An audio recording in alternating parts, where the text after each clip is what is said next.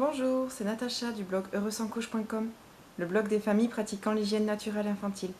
Dans cette vidéo, je vais essayer de vous expliquer simplement ce qu'est l'hygiène naturelle infantile. On peut aussi l'appeler HNI. C'est une méthode de communication qui s'établit entre le bébé et son parent. Il faut savoir que dès la naissance, un bébé est capable de communiquer sur ses besoins d'élimination, comme il le fait pour son besoin de manger, dormir ou d'être porté. C'est un réflexe archaïque qui permet aux parents d'aider le bébé à éliminer loin de lui-même, afin de le maintenir en bonne santé. On peut donc réduire, voire supprimer l'utilisation des couches. Pour nous aider, nous disposons de 3 outils qui sont les signaux qu'émet l'enfant, ses rythmes et habitudes concernant l'élimination, et enfin notre intuition. Pour comprendre ces 3 choses, on peut pratiquer une période d'observation, pendant laquelle on laissera le bébé totalement sans couche. On peut la faire durer le temps qu'on veut et on n'est pas obligé de pratiquer toute la journée.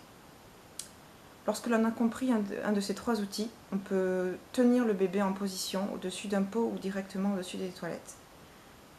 Si l'enfant sait marcher ou qu'il peut aller de lui-même sur le pot ou les toilettes, il peut le faire bien sûr lui-même. Il faudra ensuite faire un signe tiré de la langue des signes bébé, faire un son comme ps ou dire les mots pipi ou caca, afin de montrer à l'enfant qu'on a compris son besoin et qu'il peut éliminer maintenant, à ce moment-là, à cet endroit-là. Ça s'appelle la suggestion.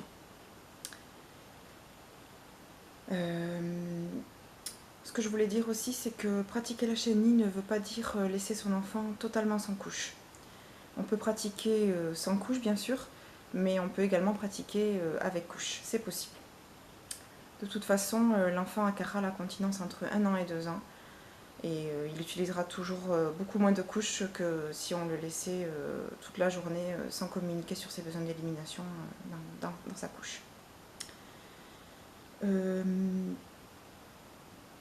que je voulais dire aussi, c'est que le contraire en fait ce que je voulais dire, pardon, c'est que il ne s'agit pas non plus de laisser son enfant faire ses besoins par terre et d'essuyer ensuite.